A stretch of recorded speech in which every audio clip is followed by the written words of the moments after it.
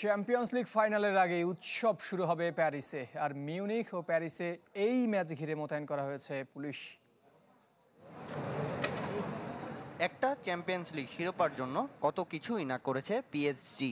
কারিকারি অর্থ Messi, Neymar আর এমবাপ্পেকেও এক করেছিল, তবে ছোঁয়া হয়নি। আবারও সুযোগ এসেছে প্যারিস রাঙানোর। ইন্টার মিলানের বিপক্ষে ফাইনাল ম্যাচকে ঘিরে এরই মধ্যে রঙিন হয়েছে আইফেল টাওয়ার। খেলা মিউনিকে হলেও ফরাসি প্রতিনিধিরা গোল করলে যার প্রতিফলন দেখা যাবে টাওয়ারে।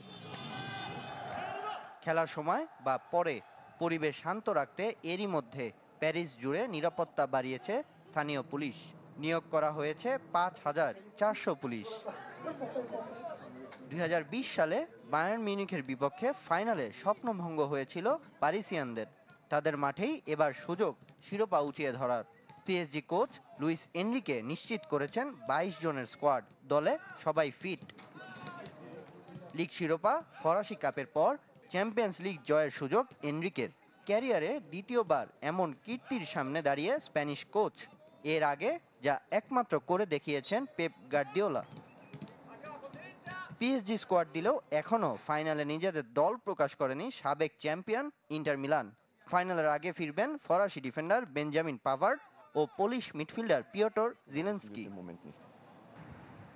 ফাইনালের জন্য নেওয়া হয়েছে বাড়তি নিরাপত্তা। যে কোনো অনাকাঙ্ক্ষিত ঘটনা রোধে প্রস্তুত মিউনিক পুলিশ। সামিন ইয়াসার, চ্যানেল 24।